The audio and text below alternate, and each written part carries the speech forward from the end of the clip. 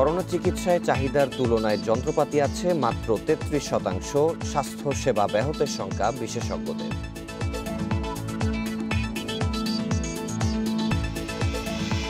গণমাধ্যমে অতিরঞ্জিত সংবাদের অভিযোগ, স্বাস্থ্যের ডিজির দায়িত্বহীন মন্তব্য করায় জনস্বাস্থ্যবিদদের সমালোচনা।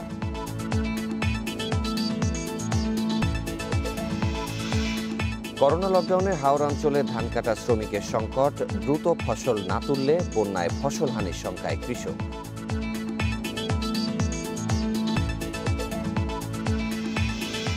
এবং বিশ্বে করোনায় একদিনে 13,500 মৃত্যু, শনাক্ত 8 লাখের বেশি, মোট প্রাণহানি ছাড়ালো 29,84,000। ইন্ডিপেন্ডেন্ট সংবাদের প্রধান শিরোনামগুলো শুনছিলেন, পুরো খবর নিয়ে আছি সাফাত বিন ফরিদ। করোনা চিকিৎসায় সারা দেশে সরকারি হাসপাতালে চিকিৎসা যন্ত্রের তীব্র সংকট দেখা দিয়েছে। চাহিদা তুলনায় স্বাস্থ্য বিভাগের কাছে মজুদ আছে মাত্র 33% যন্ত্রপাতি। ফলে 67% চিকিৎসা যন্ত্রের ঘাটতি নিয়েই করোনা চিকিৎসা চলছে। বিশেষজ্ঞরা বলছেন, এই সংকটের সমাধান না হলে স্বাস্থ্যসেবা মারাত্মকভাবে ব্যাহত হতে পারে। সারা দেশে করোনার দ্বিতীয় ঢেউয়ে তীব্র সংক্রমণ চলছে। পাল্লা দিয়ে বাড়ছে সংকটাপন্ন রোগীর সংখ্যাও।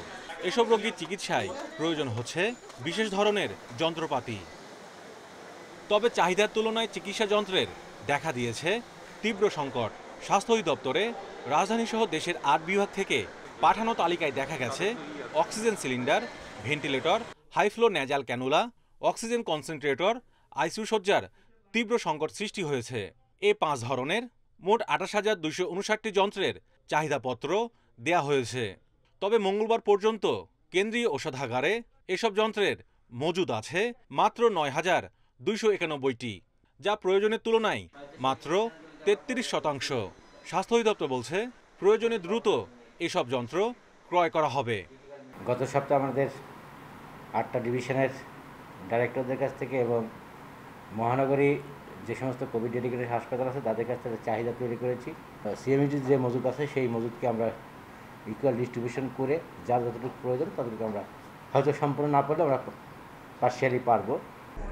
এমনকি হাসপাতালে কর্মরত চিকিৎসক ও স্বাস্থ্যকর্মীদের পিপিই, মাস্ক এবং করোনা আক্রান্ত রোগীদের চিকিৎসায় রেমডেসিভির ইঞ্জেকশনের চাহিদাও রয়েছে।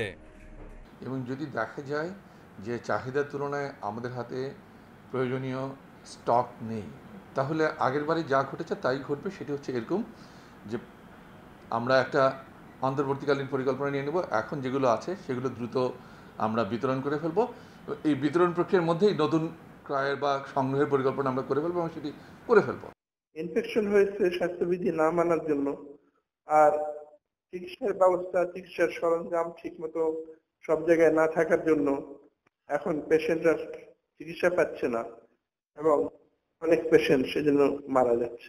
হঠাৎ করে করোনা সংক্রমণ বেড়ে যাওয়ায় মজুদ যন্ত্রপাতির ওপর চাপ বেড়েছে বলে মনে করছে স্বাস্থ্য অধিদপ্তর। Mahmudul Hasan, independent News, Dhaka. Corona সংক্রমণ মোকাবিলায় রাজধানীর বসুন্ধরায় আইসোলেশন সেন্টার স্থাপন করা হয়েছিল, হাসপাতাল নয়। অনলাইন ব্রিফিংয়ে এ দাবি করেছেন স্বাস্থ্য অধিদপ্তরের মহাপরিচালক ডক্টর আবুল বাশার মোহাম্মদ খুরশিদ আলম। তিনি জানান, অক্টোবর থেকে করোনার প্রকোপ কমায় তাঁবুর নিচে ফেলে না রেখে চিকিৎসা সরঞ্জামগুলো দেশের বিভিন্ন হাসপাতালে সরবরাহ করা হয়। গত বছরের 8 মার্চ দেশে প্রথম করোনা শনাক্ত হয়। অক্টোবরের শেষের দিকে সংক্রমণের হার নিম্নমুখী হয়, কিন্তু আবার এবছরের ফেব্রুয়ারি থেকে সংক্রমণের ঊর্ধ্বগতি দেখা দেয়। ফলে হাসপাতালে সংকট দেখা দেয় সাধারণ শয্যা, আইসিইউ বেড, অক্সিজেন সিলিন্ডার সহ জরুরি চিকিৎসা সরঞ্জামের। সারা পৃথিবীতে গণমাধ্যমে প্রকাশিত এসব সংবাদের তীব্র সমালোচনা করেন স্বাস্থ্য অধিদপ্তরের মহাপরিচালক ডাক্তার আবুল বাশার মোহাম্মদ খুরশিদ আলম। একই সাথে মহামারীর সময়ে জনস্বাস্থ্য বিশেষজ্ঞদের বক্তব্য চরম দায়িত্বহীনতার পরিচয় বলে ক্ষোভ জানান তিনি। আমাদের অনেক জনস্বাস্থ্য বিশেষজ্ঞরা যারা একদিনও কোনো রোগীর পাশে গিয়ে দাঁড়ান নাই, সেটা না করে ওই নিরাপদ বাক্সের মধ্যে বসে এই টেলিভিশন থেকে ওই টেলিভিশন, ওই টেলিভিশন থেকে ওই টেলিভিশনে গিয়ে নানান ধরনের বিভ্রান্তিকর বক্তব্য দিচ্ছেন। সংক্রমণ মোকাবিলায় 1 বছর সময় পাওয়ার পরও হাসপাতাল ব্যবস্থাপনায় অগ্রগতি হয়নি এমন মন্তব্যের প্রতিবাদ করে তিনি জানান, ডিএনসিসি হাসপাতালে 200 আইসিইউ বেড ও আরও 950 বেডের কাজ প্রায় শেষ পর্যায়ে। 200 শয্যার একটি আইসিইউ সেখানে আমরা স্থাপন করছি। এটা হয়তো এই সপ্তাহের মধ্যেই সেটা চালু হয়ে যাবে। সেখানে আমাদের প্রায় 950 বিছানা আমরা স্থাপন করছি। এক প্রশ্নের জবাবে তিনি দাবি করেন, বসুন্ধরার আইসোলেশন সেন্টারের যন্ত্রপাতি কাজে লাগানো হয়েছে, উধাও হয়ে যায়নি। বসুন্ধরা হাসপাতাল সেটা হাসপাতাল ছিল না, সেটা ছিল আইসোলেশন সেন্টার। সেটা ছিল একটা তাঁবুর নিচে। তাঁবুর নিচে এই যন্ত্রপাতিগুলো যদি এই এত মাস ধরে অব্যবহৃত অবস্থায় পড়ে থাকতো, আপনারাই আবার লিখতেন যে এটা সরকারি সম্পত্তি আমরা নষ্ট করেছি। আমরা সেগুলোকে ওখান থেকে সরিয়ে নিয়ে সারা দেশে দিয়েছি যাতে এটা যথাযথ ব্যবহার হয়। করোনা ভ্যাকসিনের দ্বিতীয় ডোজ প্রথম টিকা নেয়ার কেন্দ্রেই নিতে হবে বলে জানানো হয় সংবাদ সম্মেলনে।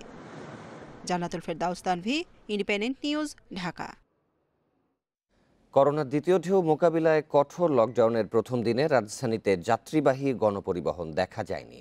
রাস্তায় ছিল কেবল পণ্যবাহী পরিবহন ও জরুরি পরিষেবার কাজে নিয়োজিত গাড়ি। আইনশৃঙ্খলা বাহিনীর পক্ষ থেকে বলা হয়েছে, সরকারের প্রজ্ঞাপন বাস্তবায়নে লকডাউনের এই ধারাবাহিকতা ধরে রাখা হবে। 13 দফা বিধিনিষেধের প্রজ্ঞাপন কঠোরভাবে বাস্তবায়নের কথা সরকারের পক্ষ থেকে বেশ জোরে সোরে বলা হয়েছিল। বুধবার সকালে রাজধানীর অন্যতম প্রবেশদ্বার গাবতলীতে গিয়ে আইনশৃঙ্খলা বাহিনীর তৎপরতা চোখে পড়ে, যা সাম্প্রতিক সময়ে শেষ হওয়া লকডাউনে ছিল একেবারেই অনুপস্থিত।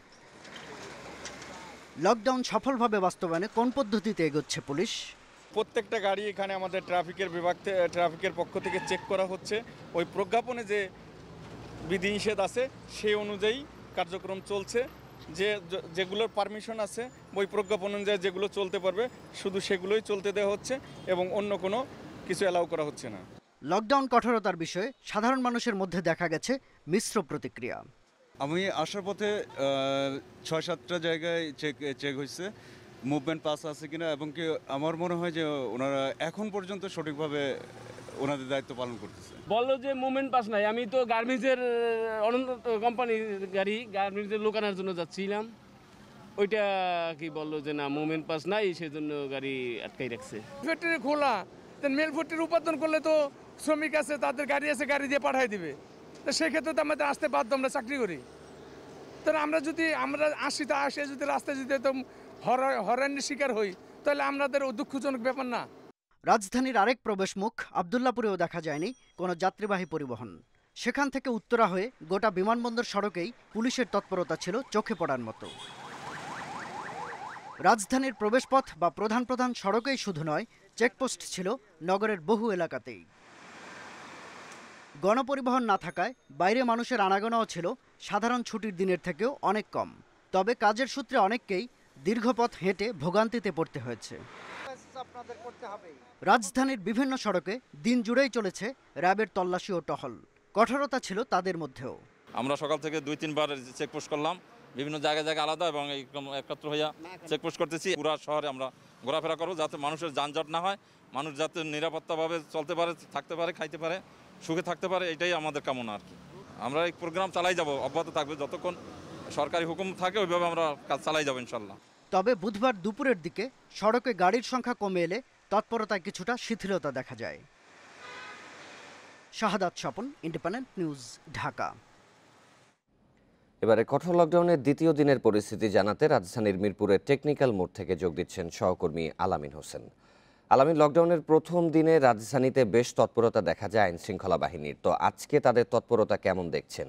এছাড়াও কিছু যাত্রী এবং যারা সাধারণভাবে অফিসে যাচ্ছেন, যে সকল জরুরি পরিষেবা, তাদের ভোগান্তির অভিযোগ পাওয়া গেছে। আজকে কি তেমনটি কিছু দেখছেন কিনা? আমরা আসলে এই মুহূর্তে রাজধানীর টেকনিক্যাল মোড়ে দাঁড়িয়ে রয়েছি। এখানে বেশ কিছু বিচ্ছিন্ন ঘটনা ঘটেছে পুলিশের পক্ষ থেকে, যারা টহল দিচ্ছে, বিশেষ করে ট্রাফিক পুলিশের পক্ষ থেকে। আমরা কিছুক্ষণ আগে দেখছিলাম ঢাকা মেট্রো গ 33-23-60, আপনি নিশ্চয়ই যে গাড়িটি দেখতে পাচ্ছেন, এই গাড়িটির আসলে যে মুভমেন্ট পাস বা যানবাহনের পাসের যেটি, সেটি নেই। আর আসলে ট্যাম্পারিংয়ের একটি অভিযোগ করেছেন এখানকার পুলিশের দায়িত্বরত যে সমস্ত কর্মকর্তা রয়েছেন, তারা যেটি বলছেন যে এই গাড়িটি আসলে অন্য একটি গাড়ির পাস নিয়ে চলতেছে, যার কারণে তারা আসলে এটিকে আটকে দিয়েছেন। আপনি জানেন যে এখানে বেশ কয়েকটি গার্মেন্টস অর্থাৎ পোশাক কারখানা রয়েছে, তাদের কর্মীরা একটি অভিযোগ করেছেন তাদের আসলে মুভমেন্ট পাস নেই, তাদেরকে আটকে দেওয়া হয়েছে। তারা যেটি বলছেন যে তাদের অফিসের যে আইডি কার্ড রয়েছে সেটি শো করার পরও পুলিশের পক্ষ থেকে তাদেরকে গাড়ি থেকে নামিয়ে দেওয়া হয়েছে।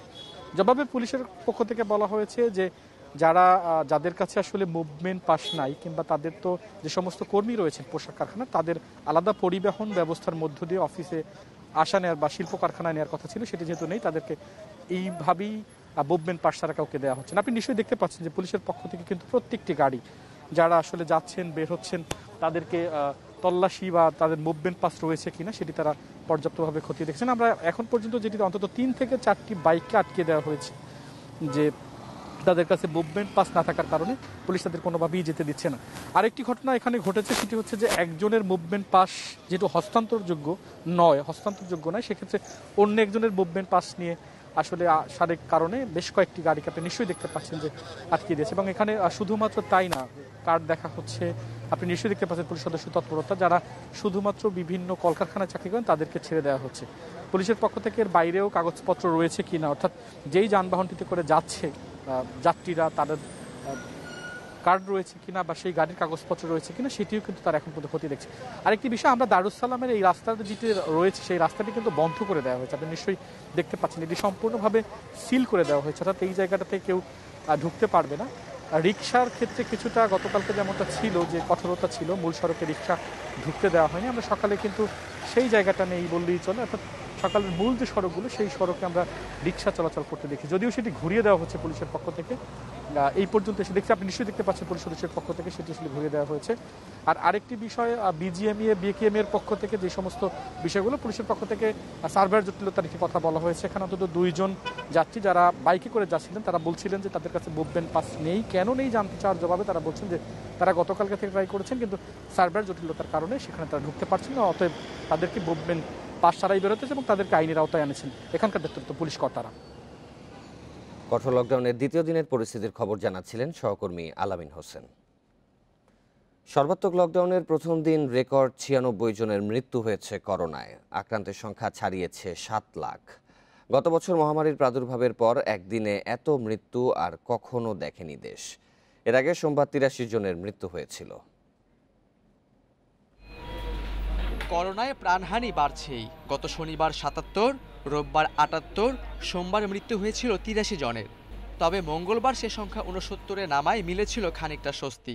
তবে বুধবার ভেঙেছে আগের সব রেকর্ড, একদিনে সর্বোচ্চ 96 জনের মৃত্যু হয়েছে। মৃতদের মধ্যে 59 জন পুরুষ আর নারী 37 জন। শনাক্ত বিবেচনায় মৃত্যুর হার 1.42%, আর মৃত 96 জনের 55 জনেরই বয়স 60-এর বেশি। সরকার যে লকডাউন চালু করেছে, এই মানুষ যেন ঘর থেকে বের না হয়, মানুষের বের হওয়াটাকে যদি আমি থামাতে পারি তাহলেই করোনার সংক্রমণটা অনেকটা কমিয়ে আনা যাবে। আমার এই ভাইরাসটা নাক, মুখ এবং চোখ দিয়ে প্রবেশ করে, আমি যদি নাক, মুখ এবং চোখের প্রতিরোধের জন্য এই যে মাস্কটা ব্যবহার করি, মাস্কটা ব্যবহার করলেই এই করোনা ভাইরাসের সংক্রমণ বহুলাংশে কমিয়ে আনা সম্ভব। গত 24 ঘন্টায় সারা দেশের 255 ল্যাবে 24,825 নমুনা পরীক্ষায় করোনা শনাক্ত হয়েছে 5,185 জনের। শনাক্তের হার 20.89%। এ নিয়ে দেশে মোট আক্রান্তের সংখ্যা দাঁড়ালো 7,03,170 জনে। বিশেষজ্ঞরা বলছেন এখনই সচেতন না হলে পরিস্থিতি নিয়ন্ত্রণের বাইরে চলে যাবে। করোনার কোনো উপসর্গ দেখা দিলে সে দ্রুত পরীক্ষা করবে এবং রিপোর্ট পাওয়া মাত্র চিকিৎসকের সাথে যোগাযোগ করবে, সেটি টেলিমেডিসিন হোক অথবা ব্যক্তিগত ডাক্তার হোক অথবা হাসপাতালে গিয়ে হোক, এবং ডাক্তারের নির্দেশ অনুযায়ী সেরকম জীবনযাপন করবে, ওষুধ খাবে, আইসোলেশনে থাকবে এবং অন্যদের সংস্পর্শ এড়িয়ে চলবে। গত 24 ঘন্টায় নতুন করে সুস্থ হয়েছেন 5,333 জন। এ নিয়ে দেশে মোট সুস্থ হলেন 5,91,299 জন। Khaled Raihan, Independent News, Dhaka. দ্বিতীয় দফা লকডাউনের দ্বিতীয় দিন আজ থেকে চালু হয়েছে কলকারখানা। পহেলা বৈশাখের ছুটির পর সকাল থেকে কারখানামুখী রয়েছেন শ্রমিকরা। সরকারি নির্দেশনা অনুযায়ী সাভার শিল্পাঞ্চলে অনেক প্রতিষ্ঠানের পক্ষ থেকে শ্রমিকদের পরিবহন সুবিধা দেওয়া হচ্ছে। তবে কোনো কোনো কারখানায় শ্রমিকরা পরিবহন সুবিধা না পাওয়ার অভিযোগ করেছেন। লকডাউনের জেরে সকাল থেকে গণপরিবহন না থাকায় কারখানায় পৌঁছাতে বেগ পেতে হচ্ছে তাদের। অনেকেই বাধ্য হয়ে উঠেছেন অটোরিকশা বা রিকশায়। এদিকে কারখানার ভেতরে স্বাস্থ্যবিধি নিশ্চিতের ব্যবস্থা নেওয়া হয়েছে, দাবি কারখানা কর্তৃপক্ষের।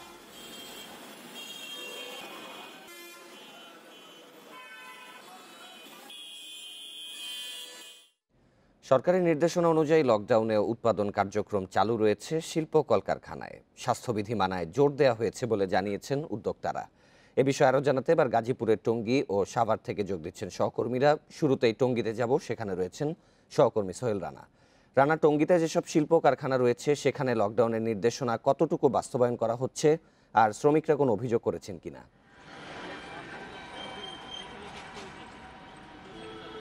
গতকাল পয়লা বৈশাখের বন্ধের পর আজকে কিন্তু কারখানা খোলা হয়েছে এবং পোশাক শ্রমিকরা আমরা সকাল থেকে গাজীপুরের টঙ্গীতে যেসব কারখানাগুলো রয়েছে সেগুলোতে আমরা দেখেছি স্বাস্থ্যবিধি মেনে যেসব শ্রমিকরা আসছেন তাদেরকে এই যে ফ্যাক্টরিতে ঢোকার আগ মুহূর্তে পর্যন্ত যেমন টেম্পারেচার মাপা, হ্যান্ড স্যানিটাইজার এবং সারিবদ্ধভাবে শ্রমিকরা যেন ঢুকতে পারেন সেই ব্যবস্থা প্রতিষ্ঠান থেকে করা হয়েছে। এবং আমরা শ্রমিকদের সঙ্গে কথা বলেছি যারা মূলত এই টঙ্গীর আশপাশে এবং এই কারখানা কেন্দ্রিক আশপাশে কেন্দ্র করেই কিন্তু এই শ্রমিকরা তারা অবস্থান করে এবং তাদের যাতায়াতের ক্ষেত্রে কোনো ধরনের সমস্যায় পড়তে হয়নি। এখানে আমরা শ্রমিকদের সঙ্গে কথা বলে তারা বলেছেন যে তারা পর্যাপ্ত পরিমাণ হ্যান্ড স্যানিটাইজার এবং মাস্ক পরেই তারা এই কারখানায় ঢুকছেন এবং বাসা থেকেও বের হয়েছেন। তবে কিছুটা যেহেতু অনেক লোক একসঙ্গে কাজ করেন সেহেতু কিছুটা শঙ্কা তো তাদের মধ্যে কাজ করেই। তবে এখানে যারা কারখানা কর্তৃপক্ষ রয়েছে তাদের সঙ্গেও আমরা কথা বলেছি এবং তারাও জানিয়েছে সকাল থেকেই তারা যেন শ্রমিকরা স্বাস্থ্যবিধি মেনে ঢুকতে পারেন এবং তাদেরকে যেন সারিবদ্ধভাবে ঢোকানো সম্ভব হয়, সেই সঙ্গে যেন তারা নির্দিষ্ট কাজে তারা যোগ দিতে পারেন সেই অনুযায়ী তাদের ফ্লোরগুলোকেও তারা ভাগ করেছেন এবং যেন তারা সেইভাবে ঢুকতে পারেন। তবে আরেকটি বিষয় যেন দূর দূরান্তের যারা শ্রমিক রয়েছেন তাদেরকে কিছুটা বেগ পেতে হচ্ছে, কারণ হচ্ছে যেহেতু সীমিত পরিসরে কিছু গাড়ি চলছে। তবে শ্রমিকদের জন্য আলাদা বিভিন্ন প্রতিষ্ঠান বলছেন যে শ্রমিকদের জন্য তেমন নেই, তবে যারা এখানে ম্যানেজমেন্ট লেভেলে কাজ করেন তাদের জন্য পরিবহন ব্যবস্থা কিছুটা করা হয়েছে। তবে যারা শ্রমিক রয়েছে তাদের জন্য পরিবহন ব্যবস্থা নেই। তবে যে লোকাল যেসব অটোরিকশা কিংবা রিক্সা, ভ্যান এগুলোতে করেই কিন্তু মূলত শ্রমিকরা আসছেন। তবে আরেকটি বিষয় এখানে উল্লেখযোগ্য, যেহেতু শ্রমিকরা বলছেন তারা এই যে লকডাউন কিংবা হচ্ছে তাদের যদি কাজ প্রতিষ্ঠান বন্ধ থাকে তাহলে তারা আসলে কর্মহীন হয়ে পড়েন, যার কারণে তারা কিছুটা রিস্ক ঝুঁকি থাকলেও তারা বলছেন যে তারা পর্যাপ্ত পরিমাণ সতর্ক হয়ে আসলে ঢুকছেন। যেমন সোহেল, আরেকটি বিষয় একটু জানতে চাই, আপনি তো মহাসড়কের আশপাশে অবস্থান করছেন, সেখানকার যান চলাচল পরিস্থিতি কেমন দেখছেন? আমরা সকাল থেকে যান চলাচল পরিস্থিতিও কিন্তু আমরা দেখতে পাচ্ছি যে ট্রাক, ভ্যান এইসব যানবাহন চলছে। তবে গণপরিবহন কিন্তু আজকে নেই, কারণ রাস্তায় আমরা এখন পর্যন্ত কোনো গণপরিবহন দেখতে পাইনি। দেখতে পেয়েছি যেসবগুলোতে পণ্য বহন করা হয়, যেসব পরিবহনগুলোতে সেগুলোতে মূলত আছে। আর এইখানে আঞ্চলিক লোকাল স্থানীয় যেসব অটোরিকশা রয়েছে, যেসব সিএনজি চালিত অটোরিকশা রয়েছে সেগুলোই মূলত রাস্তায় চলাচল করছে। আর ব্যক্তিগত যে গাড়িগুলো, প্রাইভেট কার রয়েছে সেগুলো মূলত আমরা দেখতে পাচ্ছি আজকে সড়কে চলছে।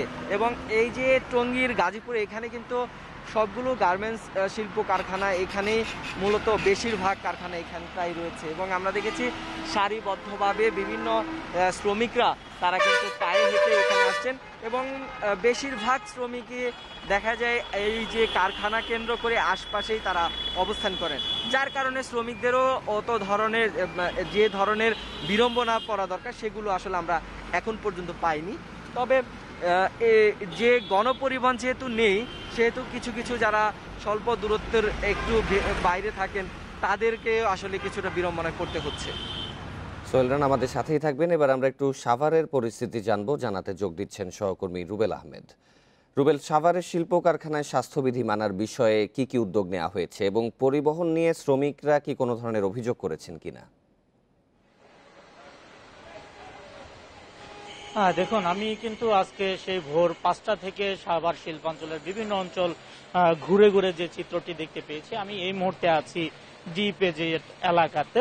তো শ্রমিকদের সাথে কথা বলে আমরা যে বিষয়টি জানতে পেরেছি, শ্রমিকরা আমাদের কাছে যেটি জানিয়েছেন তারা বলছেন যে শিল্প কারখানার অধিকাংশ কারখানাতেই কিন্তু স্বাস্থ্যবিধির যে বিষয়টি সেটি অনেকটাই কারখানা কর্তৃপক্ষ নিশ্চিত করেছে শ্রমিকরা যখন কারখানার ভিতরে কাজে প্রবেশ করতে ঢোকেন তখন কিন্তু তাদের শরীরের তাপমাত্রা মাপা হয় এবং তাদের প্রত্যেকের কিন্তু সাবান পানি দিয়ে বা হ্যান্ড স্যানিটাইজার দিয়ে তাদেরকে কিন্তু জীবাণু মুক্ত করে কিন্তু তাদেরকে কারখানার ভেতরে প্রবেশ করতে দেয়। তবে এই অঞ্চলে আমি যে বিষয়টি দেখতে পেয়েছি যে শ্রমিকদের কিছুটা ভোগান্তি হয়েছে। কোন ধরনের শ্রমিকদের ভোগান্তি হয়েছে?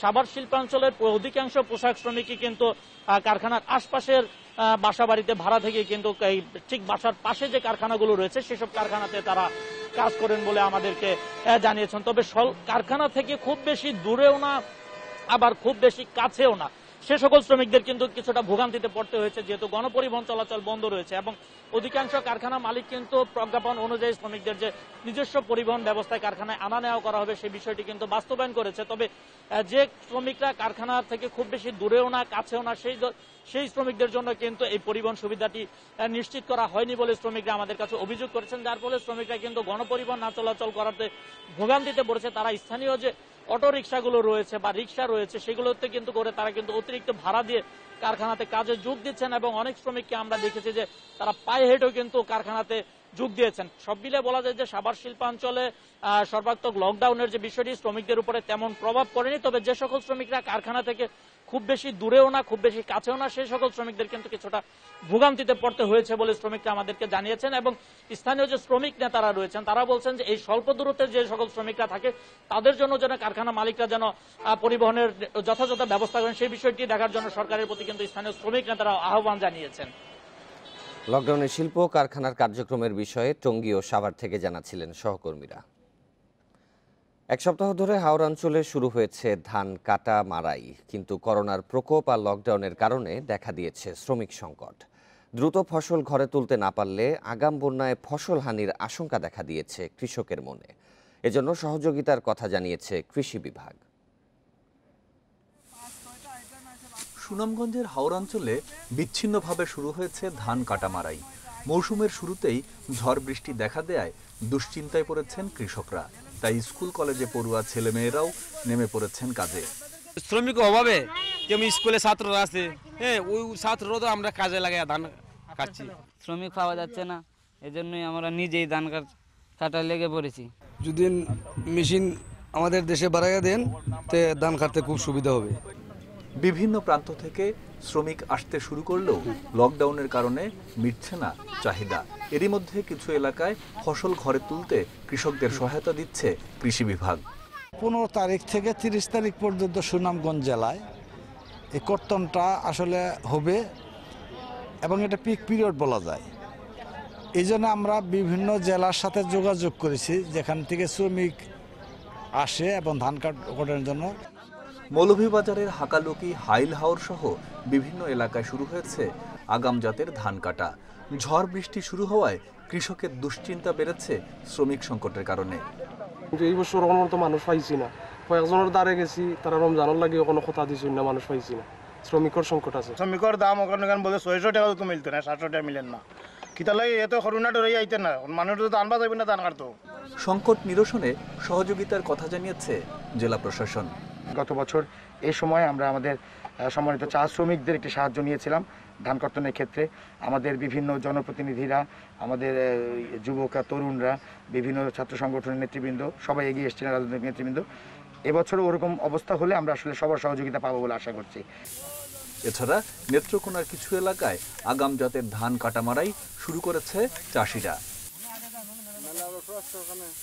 Mamunur Rashid, Independent News desk.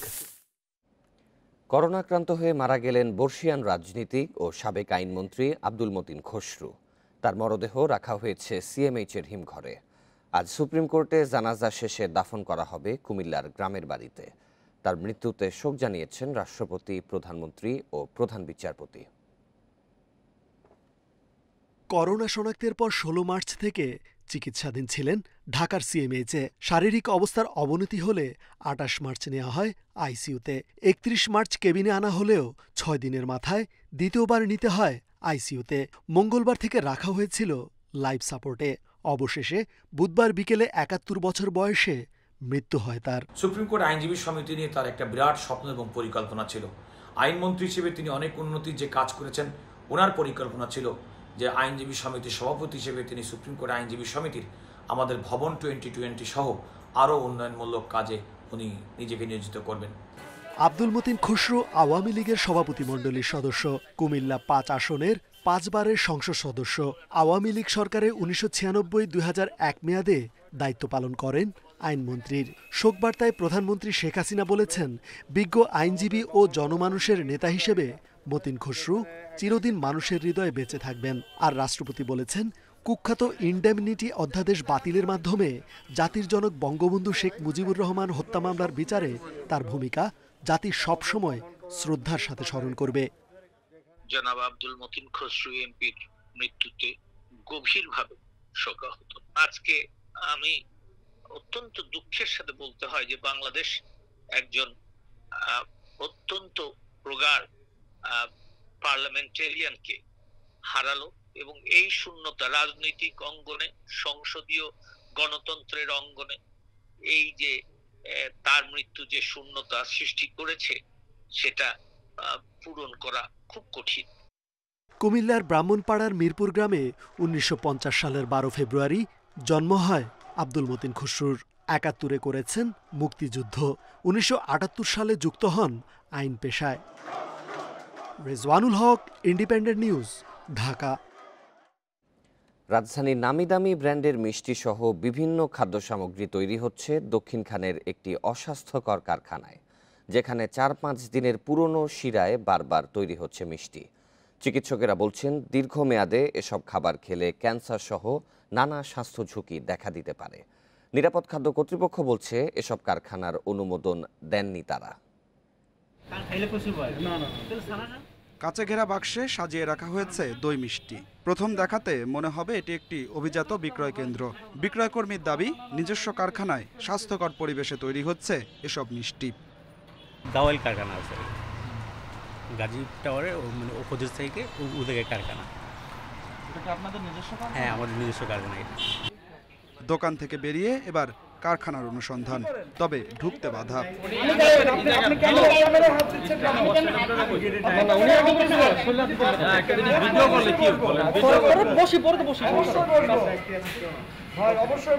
পরে কারখানার ভেতরে ঢুকে দেখা গেল পরিপাটি বিক্রয় কেন্দ্রের সম্পূর্ণ বিপরীত চিত্র। অস্বাস্থ্যকর পরিবেশে তৈরি হচ্ছে নানা ধরনের মিষ্টি ও বেকারি সামগ্রী। 4-5 দিন পুরনো শিরা ফেলে রাখা হয়েছে মেঝেতে। মিষ্টি বানানোর জন্য একই তেল বারবার ব্যবহার করা হচ্ছে। মিষ্টির সঙ্গে ভাসছে মাছিও। রাজধানী ঢাকার নামি দামি সব মিষ্টির দোকানের মিষ্টি তৈরি হচ্ছে দক্ষিণখানের এই কারখানায়, যেখানকার ভেতরের পরিবেশটি আসলে অস্বাস্থ্যকর। এই কারখানা থেকে রাজধানীর নামি দামি ব্র্যান্ডের দোকানে মিষ্টি সরবরাহের দাবি কর্মচারীদের। চোখে দেখতে ময়লা পানি, আসলে এগুলি ময়লা পানি না। যেমন আউট একটা লোক আইসা দেখবে যে নোংরা পরিবেশটা, যেমন আমরা এই জায়গায় থাকি, আসলে এটা কতটুকু নোংরা কতটুকু ভালো এটা আমরা জানি। সাকিন দিয়ে যখন আমরা এই যে নেট আছে, নেট দিয়ে থাকবে তখন অটো পরিষ্কার হবে, ময়লাগুলো তখন কি অটো ফেলাই দেওয়া হবে। চিকিৎসকেরা বলছেন, অস্বাস্থ্যকর খাবার মানবদেহের দুরারোগ্য ব্যাধির অন্যতম কারণ। দীর্ঘমেয়াদে খেলে যা প্রাণঘাতীও হতে পারে। এই বিষাক্ত তেল, ঘন চিনি বা কাপড়ের রং ইত্যাদি মিশিয়ে যদি মিষ্টি তৈরি করা হয়, সেই মিষ্টি একদিকে আমাদের শরীরের পরিপাকতন্ত্র, কিডনি, লিভার এগুলোকে ক্ষতিগ্রস্ত করে এবং বেশি দিন এই মিষ্টি খেলে এগুলোতে বৈকল্য দেখা যায়। অস্বাস্থ্যকর এসব কারখানা নিয়ন্ত্রণে হিমশিম খাচ্ছে নিরাপদ খাদ্য কর্তৃপক্ষ। ঝুঁকিপূর্ণ খাদ্য বিক্রিতে আছে জেল জরিমানার বিধানও। নিরাপদ খাদ্যের আমাদের কোনো অনুমোদন লাগে না, আমাদের এগুলো ছাড়াই তারা কারখানা করতে পারে। তো করার পরে খাবার বিক্রির ক্ষেত্রে, খাবার ক্ষেত্রে আমাদের দায়বদ্ধতা আছে। দূষিত, ভেজাল অথবা নোংরা বা অস্বাস্থ্যকর এগুলি যাতে না বিক্রি করে, সেটা আমাদের আওতায় আসে। তো আমরা তো আমাদের চোখের আড়ালে থেকে যাচ্ছি। প্রকাশ্যে দীর্ঘদিন ধরে খাদ্য সামগ্রী উৎপাদন করলেও তা নজরে আসছে না তদারকি সংস্থাগুলোর। Adilur Rahman, independent News, Dhaka. Corona প্রতিরোধে লকডাউনে আবারও চাপে দেশের অর্থনীতি। বিশ্লেষকেরা বলছেন, অফিস, মার্কেট, শপিং মল, গণপরিবহন ও মানুষের চলাচল বন্ধ থাকায় ব্যাহত হবে অর্থনীতির পুনরুদ্ধার। তাদের আশঙ্কা, প্রথম ঢেউয়ের মতো এবারও বেশি ক্ষতিগ্রস্ত হবে খেটে খাওয়া মানুষ ও ক্ষুদ্র ব্যবসায়ীরা। বর্ষবরণের দিনে খাঁ খাঁ করছে রমনার বটমূল। নেই কোনো উৎসবের আয়োজন, আসেনি কোনো মানুষও, অথচ এই দিনটাকে ঘিরে পান্তা ইলিশ, মুড়ি মুড়কি সহ নানা ব্যবসায়ে চাঙা হয় আর্থিক লেনদেন। অচেনা রূপে রাজধানীর প্রাণকেন্দ্র শাহবাগ মোড়, কারণ চারুকলা থেকে বের হয়নি চিরচেনা মঙ্গল শোভাযাত্রা। নেই মানুষের ঢল, ত্রিপালে ঢাকা দোকানে বন্দি গোলাপ গাঁদাসহ থোকা থোকা ফুল। রঙিন সাজে আসেনি প্রিয় মুখ, তাই খোপার বদলে দোকানেই পচে যাচ্ছে ফুল। বৈশাখ যেদিনই আসলো সেদিনই কড়াকড়ি হয়ে গেল। আমরা কিন্তু পর্যাপ্ত পরিমাণ মাল স্টক করছিলাম। বৈশাখের দিনে মানুষের ঢল নামে রেস্টুরেন্ট ও মার্কেটে, কিন্তু এবার সেই উত্তাপনেই। এক সপ্তাহের সীমিত লকডাউনের পর শুরু হয়েছে কঠোর বিধিনিষেধ। ধর্মীয় এবং সামাজিক উৎসবগুলো দেশের অর্থনীতিতে যোগ করে ভিন্ন মাত্রা। গ্রাম থেকে শহর, ফুটপাত থেকে অভিজাত শপিং মল কিংবা হোটেল, সবখানেই থাকে আমেজ। কিন্তু করোনা আবারও পাল্টে দিল সেই হিসাব। রাজপথ অলিগলি থেকে উধাও যানজট, কারণ চলছে না বাস, সিএনজি, লেগুনা বা রিক্সা। মোড়ে মোড়ে রিক্সা দিয়েই বন্ধ করা হয়েছে রাস্তা, ফলে জীবিকা নিয়ে চরম দুশ্চিন্তায় খেটে খাওয়া মানুষ।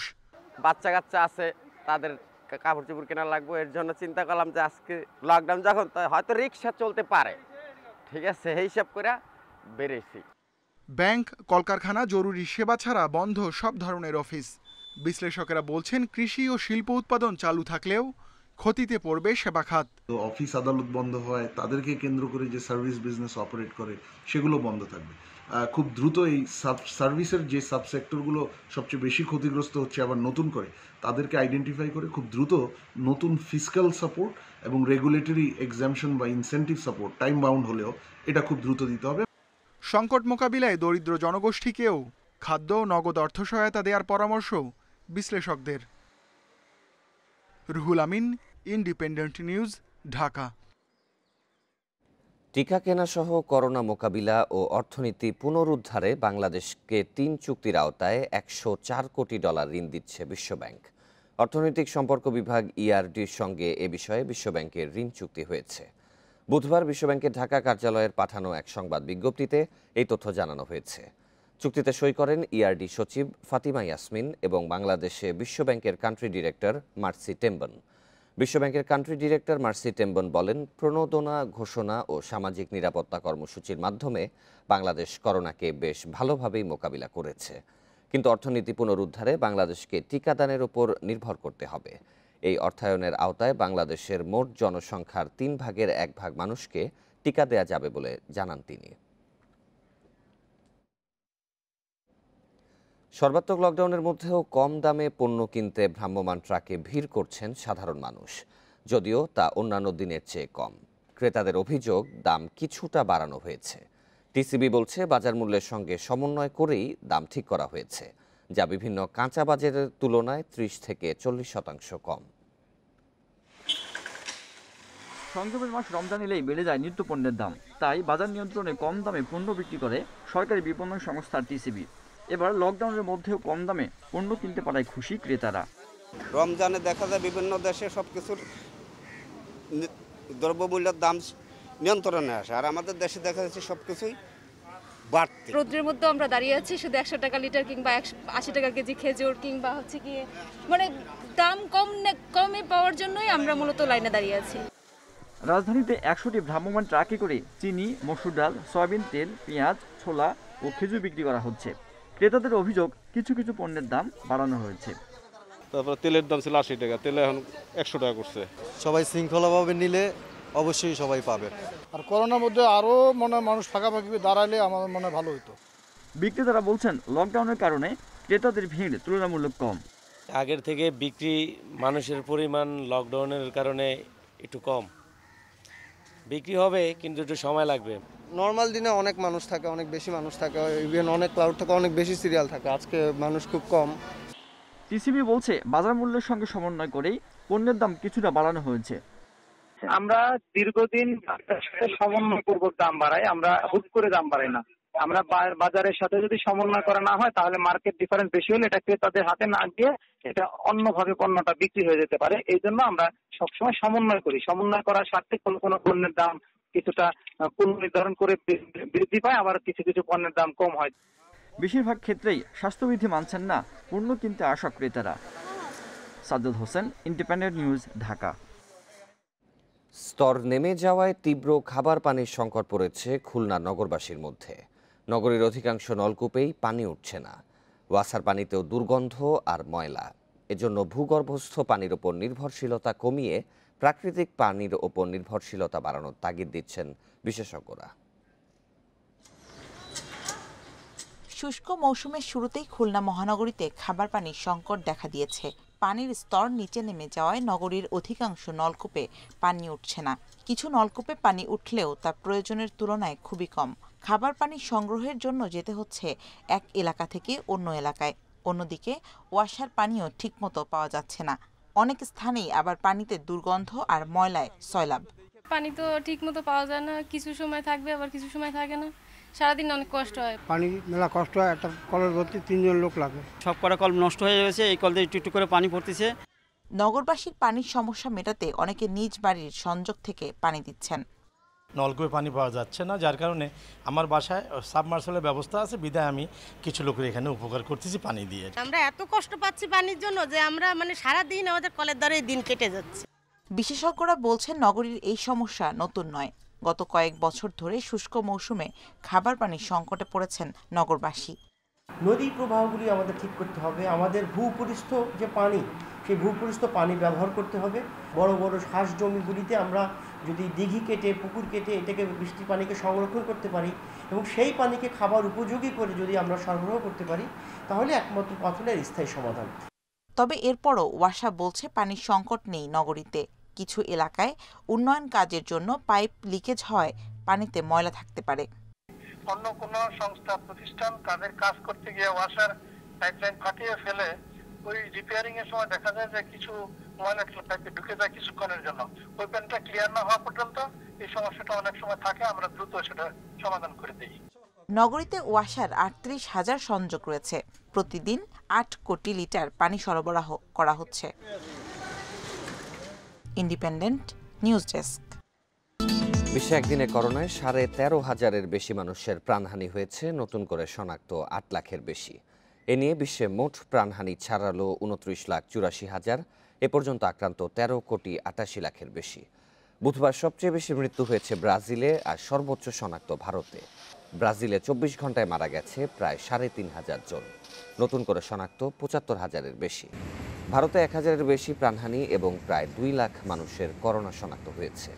যুক্তরাষ্ট্রে একদিনে 909 মৃত্যুর পাশাপাশি শনাক্ত 78,000। সংক্রমণ নিয়ন্ত্রণে ব্রাজিলের সাথে সব ফ্লাইট বাতিল করেছে ফ্রান্স। কেনিয়ায় করোনার নতুন ধরনের বিস্তার বাড়ায় দেখা দিয়েছে আইসিইউ সংকট। তবে বিস্তার কিছুটা কমায় রাত্রিকালীন কারফিউ তুলে নিচ্ছে বেলজিয়াম সরকার। লিভারপুলকে বিদায় করে চ্যাম্পিয়ন্স লিগের সেমিফাইনালে উঠল রিয়াল মাদ্রিদ। দ্বিতীয় লেগ গোলশূন্য ড্র হলেও সব মিলিয়ে 3-1 গোলে এগিয়ে থাকায় জয় পায় গ্যালাক্টিকোরা। বরুশিয়া ডর্টমুন্ডকে 2-1 গোলে হারিয়ে শেষ চারে উঠেছে ম্যানচেস্টার সিটিও।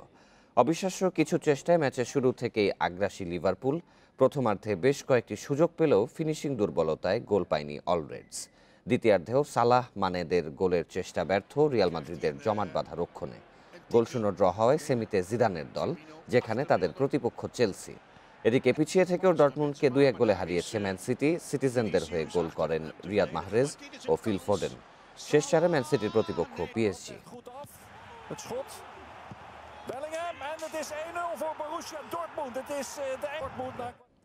এদিকে ইউরোপা লিগের কোয়ার্টার ফাইনালের দ্বিতীয় লেগে আলাদা ম্যাচে নামছে 2 ইংলিশ জায়ান্ট ম্যানচেস্টার ইউনাইটেড ও আর্সেনাল। রাত 1টায় ম্যান ইউনাইটেডের আতিথ্য নেবে গ্রানাডা, একই সময়ে স্লাভিয়া প্রাগের চ্যালেঞ্জ নেবে আর্সেনাল। প্রথম লেগে 2-0 গোলের জয়ে সেমিফাইনালে সমীকরণ সহজ করেছে ম্যান ইউনাইটেড। ঘরের মাঠেও ছন্দ ধরে রাখতে চায় রেড ডেভিলস। তবে স্বাগতিকদের অস্বস্তি নিষেধাজ্ঞার কারণে থাকছেন না লুক শ, স্কট ম্যাকটমিনে ও হ্যারি ম্যাগুয়ার। মার্কাস রাশফোর্ডকে নিয়েও আছে শঙ্কা। এদিকে প্রথম লেগ 1-1 গোলে ড্র হওয়ায় স্লাভিয়া প্রাগের মাঠে জয় পেতে দারুণ কিছু করতে হবে আর্সেনালকে। অবামায়াংকে নিয়ে শঙ্কা থাকলেও তার জন্য ম্যাচের আগ মুহূর্ত পর্যন্ত অপেক্ষা করবেন কোচ মিকেল আর্তেতা। নিউজিল্যান্ডে টাইগারদের বড় বাধা ছিল কঠিন কন্ডিশন। শ্রীলঙ্কায় পরিচিত কন্ডিশন কাজে লাগানোর পরামর্শ সাবেকদের। তারা তাগিদ দিচ্ছেন এক পেসার নীতি থেকে বের হয়ে। গুরুত্বপূর্ণ হবে কাটুনায়কের প্রস্তুতি ম্যাচ। আমরা কিন্তু লাস্ট টেস্ট সিরিজ খেলেছি ফুল প্রিপারেশন নিয়ে, কিন্তু আমরা টেস্ট খেলার প্রিপারেশন নিয়ে কিন্তু যাইনি। সেম ওয়েতে শ্রীলঙ্কা যাওয়ার আগে ডেফিনেটলি আমাদের উইকেটস বা অ্যাটমসফিয়ার কিছুটা সিমিলার আমাদের সাথে, ওই জায়গায় হয়তো অতটা প্রবলেম ফেস করবো না। সবশেষ এক পেসার নীতির কারণে ভুগতে হয়েছে উইন্ডিজ সিরিজে। লঙ্কা মিশনে 7 পেসারের স্কোয়াড দেখে আশাবাদী বিশ্লেষকেরা। তাগিদ ওয়ান ডাইমেনশনাল বোলিং কৌশল থেকে বেরিয়ে আসার। অ্যাটলিস্ট 2টা পেস বলার খেলানো উচিত। যে কোনো অবস্থায় পেস ধরতে পারে, রিভার্স সুইং হতে পারে, অনেক কিছু হতে পারে। একটা পেস বলার উপর অনেক প্রেশার পড়ে, যদি ওই পিচে যদি কোনো মুভমেন্ট থাকে পেস বলারদের জন্য, তখন হয়তো পেস বলার উপর অনেক প্রেশার পড়বে। আর একটা পেস বলার নেওয়ার মানেই পেস বলারকে বলে দেওয়া, মানে মেন্টালি বলে দেওয়া যে এটা পেস বলার উইকেট না। 3 দিনের কোয়ারেন্টাইন শেষে 17 এপ্রিল নিজেদের মাঝে একটি প্রস্তুতি ম্যাচ খেলবে বাংলাদেশ। 21 এপ্রিল ক্যান্ডিতে শুরু প্রথম টেস্ট। জহিরুল ইসলাম, ইন্ডিপেন্ডেন্ট নিউজ। সংবাদ শেষ করব, তবে তার আগে শিরোনামগুলো আরও একবার। করোনা চিকিৎসায় চাহিদা তুলনায় যন্ত্রপাতি আছে মাত্র 33%, স্বাস্থ্যসেবা ব্যাহতের শঙ্কা বিশেষজ্ঞদের। গণমাধ্যমে অতিরঞ্জিত সংবাদের অভিযোগ, স্বাস্থ্যের ডিজির দায়িত্বহীন মন্তব্য করায় জনস্বাস্থ্যবিদদের সমালোচনা। করোনা লকডাউনে হাওড়া অঞ্চলে ধান কাটার শ্রমিকের সংকট, দ্রুত ফসল না তুললে বন্যায় ফসলহানির শঙ্কায় কৃষক।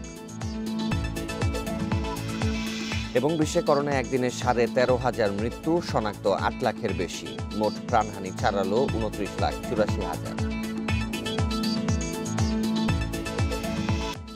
আর এই ছিল এখনকার সংবাদে।